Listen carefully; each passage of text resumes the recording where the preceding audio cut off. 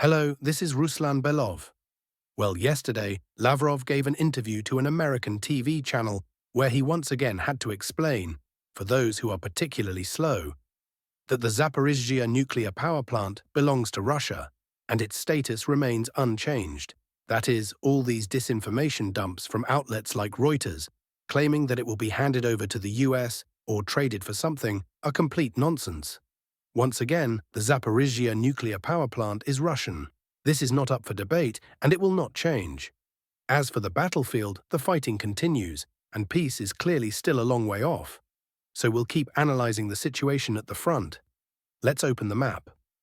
All right, friends, today there are several significant advances on multiple sections of the front. In one area, our forces advanced by 3 kilometers, in another by 4.5 kilometers, and in a third, the AFU, Armed Forces of Ukraine, have been operationally encircled. So make sure to watch this episode till the end. It's going to be very interesting and informative. We'll start today in the south and gradually move north through Zaporizhzhia Oblast. Here, I have to admit that our units have stalled again. If you remember, just 2 or 3 weeks ago, there was almost daily progress, which I reported and showed you, but after reaching the AFU's defensive line beyond this road, everything came to a halt. The front here is no longer moving. Given the success near Lobkovo and Stepov, there were some expectations that the army would continue its momentum and push further, for example, toward Kamyansk. Just to remind you, control here is currently split roughly 50-50. The right bank is under AFU control, while the left bank is ours. But as you can see, there's been no further progress. Again, I stand for honesty and objectivity. I think you appreciate that. By watching my updates, you learn not only about successes, but also about difficulties on certain sections of the front. Near Malotokmachka, fighting continues on the outskirts. Yesterday, there was footage of our forces launching a massive grad strike on AFU fortifications in the village. But despite recent successes, for those who don't remember, there was a 3-kilometer breakthrough. We still haven't managed to enter and secure the village. The situation is different further north, near the village of Bhhatier.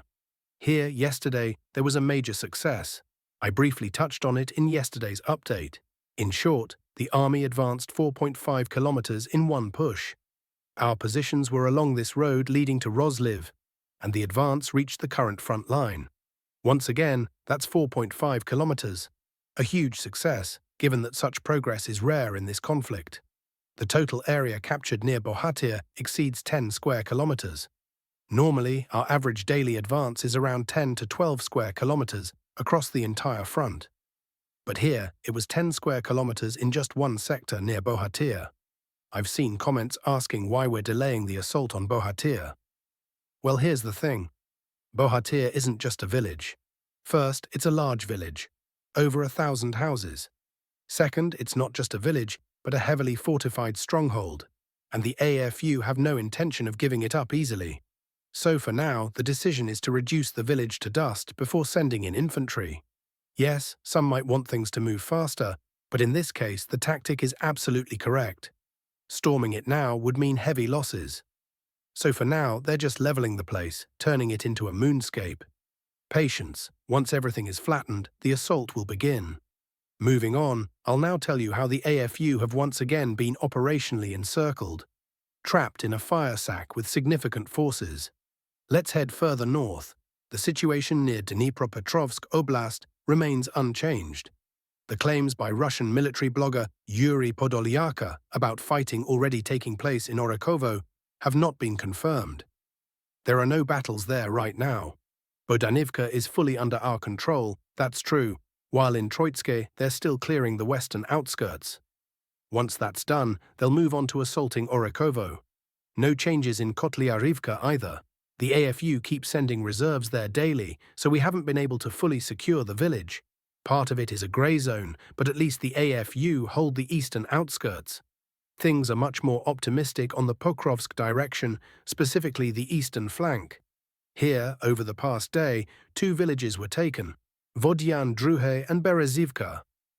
While Vodyan Druhe has been contested for a long time, changing hands multiple times, Berezivka fell in less than a week. And though American mapmakers mark part of it as a grey zone, that's not accurate. Let's check another map. This one is more objective in this case. See?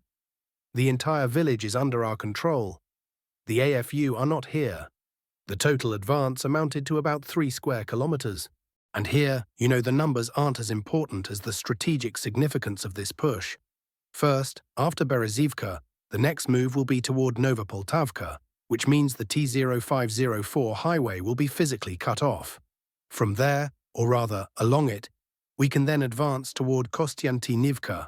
Second, the push will undoubtedly continue westward, which means these two villages, Mern and Malinivka, where the Russian army previously tried to break through from the south but failed to gain a foothold, will end up caught in a pincer. They'll be squeezed between our forces from the south and north, and under such pressure, the AFU won't be able to hold them. They'll have to fall back to Novo-Ekonomichin, and this very town is the primary mid-term objective of the entire battle in this sector. We'll keep watching. Now let's move to the Kostiantynivka sector. Here, thanks to our rapid and, most importantly, unexpected advance, the AFU garrison has found itself in a very unpleasant situation. Look at this area, see? Our forces managed to destroy 2 AFU strongholds and break into Sherbinivka, or rather, its northern outskirts. At the same time, we built on the initial success of entering the southern outskirts of Petrivka and advanced further into the village's residential area. Plus, the push continues westward toward Romanivka. Now look at the situation here. Near the Kryvyi-Toretsk railway station, the AFU can no longer retreat from Sherbinivka. The path is blocked by our army. They're now under fire from these positions. With our advance into Petrivka and the capture of Stepna Street, their retreat is also cut off here, and they're taking fire from these positions as well. The only escape route left is to the west. But there's a catch: rivers and steep slopes. See, how are they supposed to climb out while under constant fire from multiple directions? Sure, some might slip away, but most will be wiped out. So this AFU garrison, at least 500 soldiers by conservative estimates, is now trapped in a fire sack, no way out, and they're being hit from 3 sides. Not an enviable position. Overall, as you can see, something happens near Toretsk every day. Every day we see the AFU losing ground, and now an entire battalion has been operationally encircled. Lastly, I'll note that American map makers have finally acknowledged our advance into Lochnne. They've painted it red.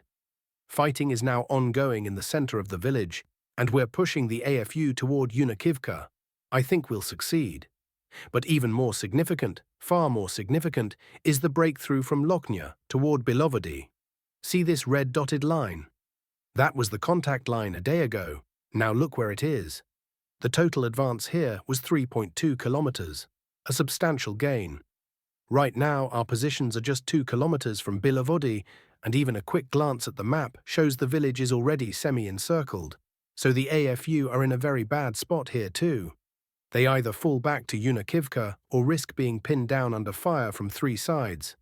And knowing the AFU command, I think it's obvious what they'll choose. Of course, they'll let themselves get trapped under fire. Kupansk direction, localized fighting. The front here is gradually stabilizing. Russian command is regrouping, while the AFU are also bringing in reserves and trying to establish a new defensive line on the western bank of the Oskil River. We'll see how successful they are in the coming weeks. Meanwhile, the Russian armed forces continue harassing the AFU with short attacks, preventing them from consolidating. There's been an advance of a few hundred meters toward Lipov, and fields to the south are being cleared. The pocket between Novomikhailivka and Makeyevka is also being successfully cleared. Civsk sector update. A bit further south, from the Civsk front, comes a correction. The Russian army has closed in on Hrihorivka. The first houses in the settlement are now under Russian control. In the next few days, we expect a full clearing of the village, followed by a push toward the next target. Serebryanka. From current positions, Serebryanka is just 3 kilometers away. It's much larger than Hrihorivka, so fighting here could drag on for weeks. After that, the long-awaited battle for Civsk city will begin. Since the capture of Bilohorivka, the front in this sector has finally started moving. Due to poor leadership earlier, the Russian army suffered heavy losses here with minimal territorial gains. Final frontline summary. That's all for today's battlefield update. Now, a quick note on politics. Trump's advisor, David Sachs, commented on what's preventing peace. The main problem, he says, is that Zelensky doesn't want a deal. He rejected a US proposal regarding Crimea, and his understanding of the battlefield situation is completely unrealistic. When he visited the White House, he even showed disrespect by his appearance, showing up in a t-shirt or something like that. But it was completely inappropriate. That meeting was a kind of test for America. Zelensky insulted the president, especially the vice president, by muttering a curse. Remember that? It was truly astonishing. And all this while biting the hand that feeds him. He should have shown respect to his patrons, even if the patrons themselves aren't always so respectful toward him. But instead, he demonstrates complete unrealism, both regarding Ukraine's prospects on the battlefield and in understanding where his support comes from. My position is simple. If Zelensky refuses to see reality, let him find new patrons. Let Starmer and Macron support him. They claim they can do it, but in reality they can't. At least not enough. Essentially, Zelensky chose his own fate. Now he has to live with the consequences, Sachs said. Harsh, but objective. At the very least, part of Trump's advisors understand that no peace is possible under Zelensky. Lavrov's key statements. Europe and Zelensky are sabotaging US peace initiatives. Russia has not received any US proposals regarding the transfer of Zaporizhzhia NPP control. If necessary, we'll explain to the states that the plant is in safe hands and changes in its status are impossible. Moscow has not received any US proposals on lifting sanctions, but Washington is interested in joint business ventures. Lavrov also denied claims that Russia is unwilling to make any concessions on Ukraine. Moscow is ready to seek a balance of interests. Trump told the truth about Crimea's status. He understands that Russia does not negotiate territorial integrity. Europeans and Zelensky want to turn Trump's peace initiative into a tool to strengthen Ukraine. But that's not what the US president wants. Lavrov stated that he personally sent Marco Rubio and the UN a list of Kyiv's violations of the moratorium on attacks against energy infrastructure. Meanwhile, Rubio said the US will attempt to broker peace in Ukraine next week. We still hope diplomatic efforts will succeed and that we can bring the two sides closer. Lavrov's subtle jab at Zelensky, only he can do it like this. Foreign Minister Sergei Lavrov once again demonstrated his wit, delivering a masterfully subtle blow to Volodymyr Zelensky. Speaking on negotiations with the US regarding Ukraine, Lavrov said Moscow will not disclose any details until a final agreement is reached. The minister pointedly remarked that publicly airing unresolved issues and negotiating through the media is the specialty of Kyiv's leader, who eagerly broadcasts everything, even his exchanges with Trump, through statements to one journalist or another. We are truly very polite people. Unlike some others, we never discuss ongoing negotiations publicly. Otherwise, the talks wouldn't be serious, Lavrov emphasized in an interview with CBS's Margaret Brennan. It's worth recalling that the minister has repeatedly stunned Western press with his razor-sharp remarks that always hit the mark. Only Lavrov can do it like this. For example, in July, the Russian FM wittily put former US ambassador to the UN Linda Thomas-Greenfield, who served under Biden, in her place.